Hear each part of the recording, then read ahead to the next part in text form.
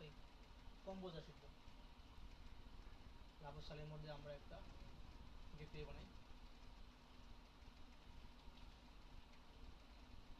Learning composer. কম্পোজারটা কি আসলে? কম্পোজারের dependency manage করে পিএইচপি। আমরা যখন ওই আমাদের একটা প্রজেক্টে তো অনেকগুলো মডিউল থাকতে পারে, অনেকগুলো ক্লাস থাকতে পারে না, প্রত্যেকটা ক্লাস আলাদা আলাদা ক্লাস ফাইলগুলো ইনক্লুড করতে গেলে তো অনেক সমস্যা হয়, ঠিক না? ইনক্লুড ওয়ান্স বা রিকোয়ার ওয়ান্স করতে করতে অনেক করে। এই জিনিসটা আমাদের কমানোর জন্য আমরা একবার ইনপুট করবো আর শুধু ফাইলটা ছেড়ে দেবো ফোল্ডারটা, অটোমেটিক্যালি আমার কী হবে, যখন যে জিনিসটা যত অটো লোড হবে, এই অটো লোড করার জন্য আমাদের কম্পোজারটা লাগবে। শুধু শুধু কথা বলে কম বলবো, কাজ করলে সহজ হবে। তাহলে আমাদের এই লার্নিং কম্পোজারের মধ্যে আমরা কী করবো, বেসিক্যালি আমরা যেটা করি, একটা সোর্স ফোল্ডার করলাম আর একটা সোর্স ফোল্ডারই থাকে। আমরা একটা ফাইল বানাই রুটে, মানে লার্নিং কম্পোজারের রুটে একটা পিএইচপি ফাইল বানাই, নাম ইন্ডেক্স। সোর্স ফোল্ডারের মধ্যে আমরা একটা ফাইল ফোল্ডার করি, নাম হলো রিপোর্ট। অর্থাৎ আমরা রিপোর্টে যে সমস্ত কিছু এখান থেকে পাবো, রিপোর্টের মধ্যে আমরা একটা ক্লাস তৈরি করি, নেমের স্পেসটা আমরা পরে রিপোর্ট নামে আমরা ক্লাস তৈরি করলাম। আচ্ছা, আমরা আরেকটা ক্লাসের রিপোর্ট বা আরেকটা ফোল্ডার নিয়ে আমরা রিপোর্ট একটা আমাদের ক্লাসে একটা সমস্ত ক্লাস, রিপোর্টের যে সমস্ত ক্লাস এগুলো থাকবে। আরেকটা কাজ করি আমরা, যেমন মডেল, ঠিক আছে, মডেল নামে করলাম, মডেলের মধ্যে আমরা একটা ক্লাস তৈরি করি, মডেল। তো মডেল ক্লাসের মধ্যে দেখেন আমরা নেমে সিস্টেম করে আসছি, আগে আমরা ডিফল্টটা দেখি, আগে আমরা ডিফল্ট কীভাবে কাজ করছি, আগে আমাদের প্রবলেম আগে দেখি, ওই প্রবলেম সলিউশনের জন্য আমরা নেম স্পেস এবং কম্পিউটার ইউজ করবো সেটা দেখবো। আমরা তো কী করবো, এটাকে আমরা একটা পাবলিক একটা ফাংশন বানাই, কনস্ট্রাক্ট। এই কনস্ট্রাক্টের মধ্যে দেখেন আমরা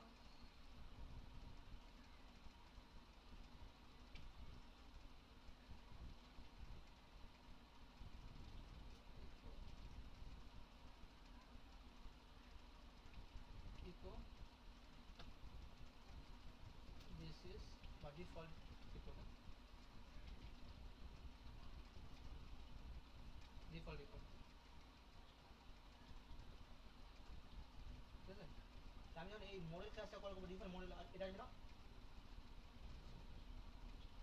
আর আমরা আরেকটা রিপোর্টে একটা কনস্ট্রাক্ট বানাই, পাবলিক ফাংশন,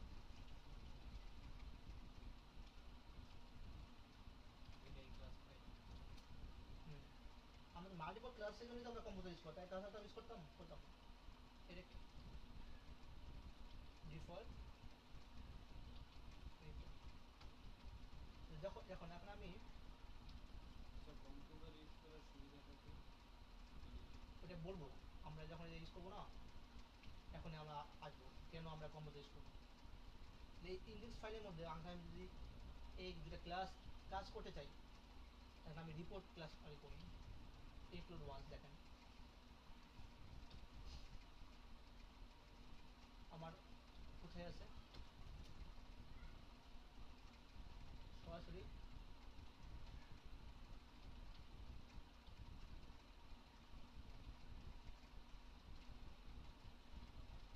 সোর্সের মধ্যে সরাসরি কী আছে, রিপোর্ট আছে নাকি, রিপোর্টের মধ্যে রিপোর্ট হিস্ট্রি।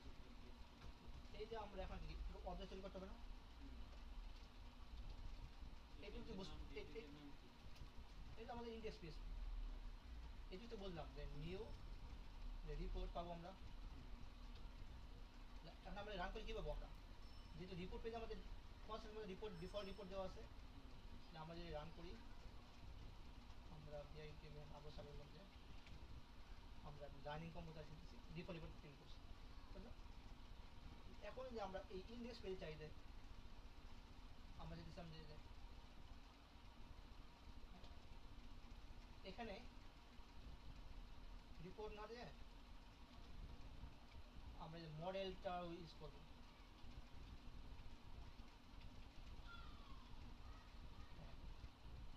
এখানে যে ডিফল্ট রিপোর্ট না, আমরা দুটো ক্লাসের আউটপুট চাই, দুটো ক্লাসেরই আমরা ইউজ করবো। আমরা যদি এখন যদি অবজেক্ট 1 দিলাম, নিউ মডেল কাজ করবে, করবে। একটা ব্রেক দিলে মনে হয় সুন্দর হতো।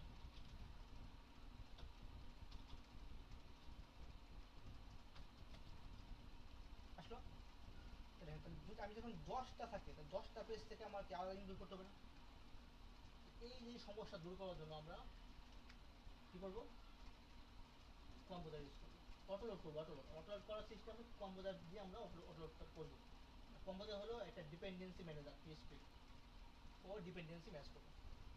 তাহলে আমরা যদি এখানে দিই যে কি দেবো, echo report name,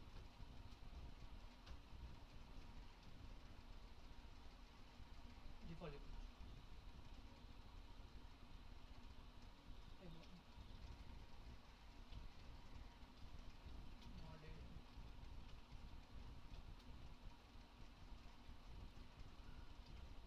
object class রিপোর্টটা পাইতেছে না, কারণ এই বেশি নিতে দেবে না, ঠিক আছে?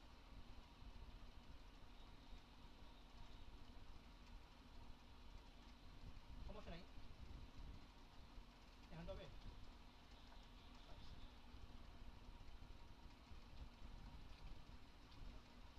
ডিফল্ট রিপোর্ট না, রিপোর্ট, এটা default report model, default model.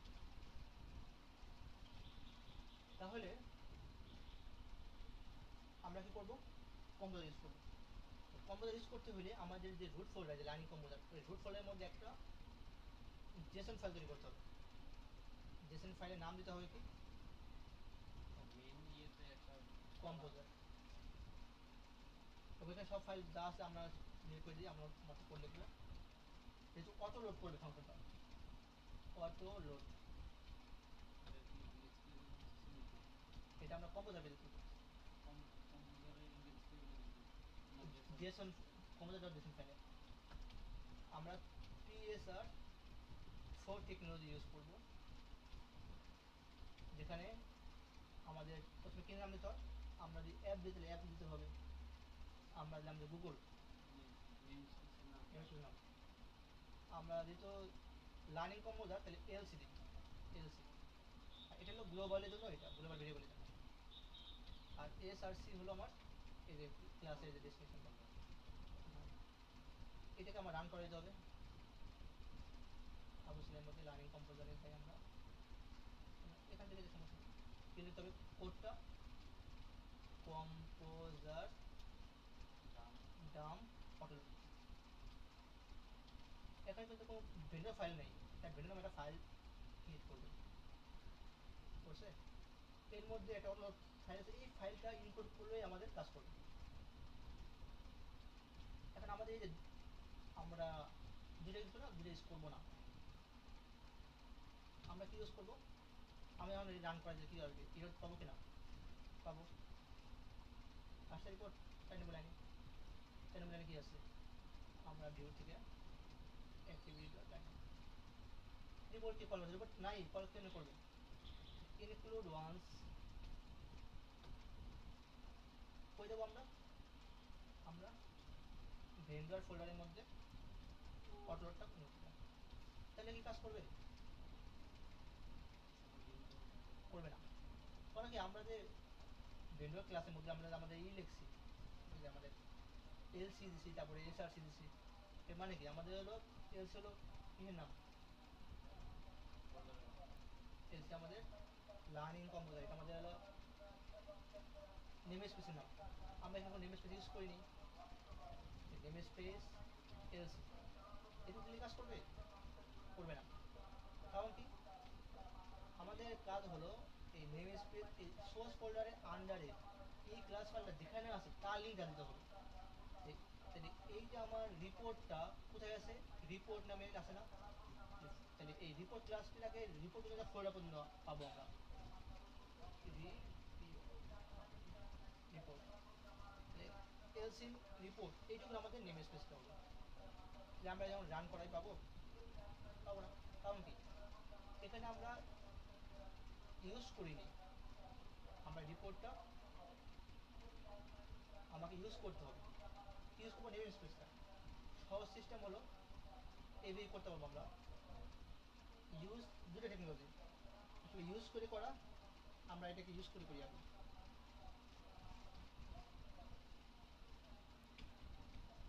Use কি নাম, এলসি না, এলসি কাজ করবে, করবে না। আমার ফোল্ডারটা কোথায় আছে, রিপোর্টের মধ্যে, রিপোর্টের মধ্যে। এবং ফাইলের নাম কি, রিপোর্ট, এলসি রিপোর্ট, রিপোর্ট। এখন আমি যদি অবজেক্ট বানাই, নিউ রিপোর্ট, তাহলে এখন আর ইউরটা থাকবে না, ডিফল্ট রিপোর্ট।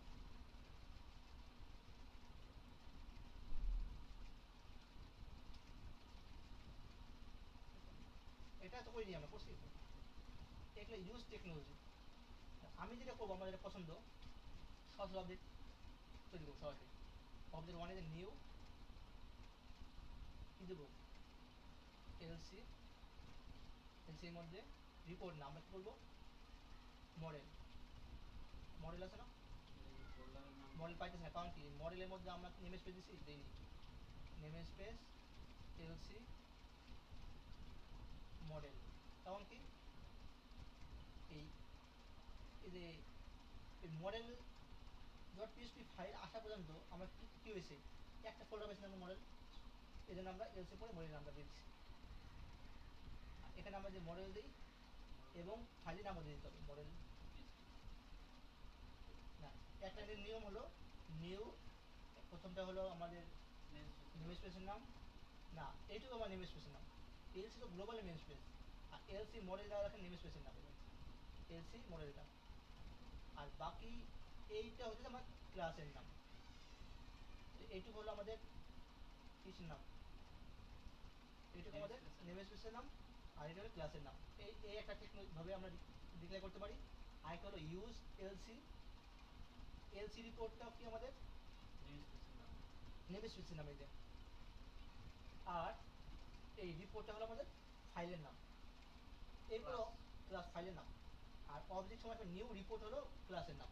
আমাদের কি এটার সমস্যা না, আমাদের সমস্যা কি, দুই লাইনে করতে হইতেছে।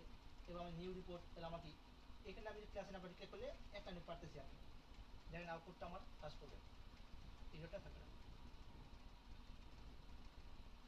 ঠিক আছে, আমরা কোনটা বলি, এটা বলো না, দুটোই শিখলাম আমরা। তাহলে আমরা একটু ভালোভাবে বলি যে কম্পোজার কেন ইউজ করি আমরা। আমি ইন্ডেক্স ফাইলের মধ্যে আমরা যখন একাধিক ক্লাস নিয়ে কাজ করতে হবে, অর্থাৎ একাধিক ক্লাসের আউটপুট নিয়ে আমরা কাজ করবো, মানে ক্লাস আউটপুট বলতে ক্লাস নিয়ে কাজ করবো, সিলেক্ট এটা ইন্ডেক্স ফাইল আমার। তো যখন একাধিক ক্লাস নিয়ে কাজ করবো, তো তখন আমার কি করতে হবে, আমি যদি চাই অটো লোড হোক যখন যেটা প্রয়োজন। এর কম্পোজার আরও সুবিধা হলো, আমার যে 50টা ক্লাস ইনক্লুড করছিল, অবশ্যই 50টা ক্লাসে ইনক্লুড করবে এবং সে মেমোরি স্পেস খাবে, সময় খাবে। আমি যদি একটা করি, তাহলে একটার মধ্যে যখন যে জিনিসটা বলবে সে সেই জিনিসটা নিয়ে নেবে। তো এটা নিয়ম হলো, কম্পোজার কাজটা নিয়ম হলো, আমাদের রুট ফোল্ডারের মধ্যে একটা কম্পোজার ডট জেসন ফাইল তৈরি করতে হবে এবং তার মধ্যে এই কোডটা লিখতে হবে, অটো লোড PSR4। এই এলসি হলো আমাদের গ্লোবাল, আমাদের নেম স্পেসের নাম, গ্লোবাল ভ্যারিয়েবল, এই জন্য দুটা ব্যাকস্ল্যাশ। আর সোর্স ফোল্ডার, এই সোর্স ফোল্ডার কেন, এই যেই ফোল্ডারের মধ্যে আমাদের ক্লাসগুলো থাকবে সেটা সোর্স হলো রুট। এই জন্য আমরা যখন নেম স্পেস ইউজ করছি, এই রুট ফোল্ডারের মধ্যে দেখেন আমরা এখানে কিন্তু সোর্স দিচ্ছি, সোর্সের মধ্যে আমার সোর্স আর ইউজ করতে হবে না। রিপোর্ট তৈরি করতে গেলে এই রিপোর্ট ক্লাস কোথায় আছে, এই রিপোর্ট ফোল্ডার, তাহলে রিপোর্ট রিপোর্ট লিখবো। আমি যদি রিপোর্টের মধ্যে আবার যে রিপোর্ট ওয়ানের মধ্যে করতাম, তাহলে এখানে রিপোর্ট ওয়ান লিখতাম, রিপোর্ট রিপোর্ট ওয়ান। তাহলে এখানেও আমার কি করতে হতো, রিপোর্ট, রিপোর্ট ওয়ান ফোল্ডার যদি থাকে। একটা আমরা করি, আমার মডেল যেরকম করি, মডেলটা কোথায় আছে, মডেল, মডেলের মধ্যে আমি একটা ফোল্ডার করবো যে এই মডেল ওয়ান নামে আছে, এবং এই মডেলটা আমরা এর মধ্যে মডেলে রাখলাম।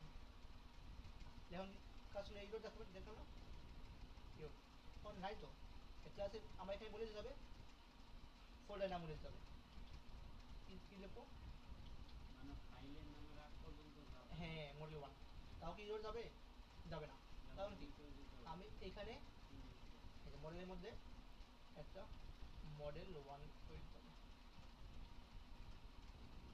ঠিক আছে? এই হলো আমাদের কম্পোজারের কাজ। যেহেতু আপনি বোঝার জন্য ভিডিও হইতেছে, যদিও মানে ডিটেলস বললাম না, যতটুকু বড় দরকার যেহেতু বোঝেন, আর যারা নতুন যারা শিখবে ভিডিও দেখে তারা ওই প্র্যাকটিস করে করে শিখবে, সমস্যা নেই। কষ্ট যদি না করে তাহলে কাজ শিখতে পারবে। আমাদের কি ভিডিও হয়ে হইতেছে তো, হ্যাঁ তাহলে বুঝলাম কিনা আমরা দেখেন। কিন্তু এইটা ওই যে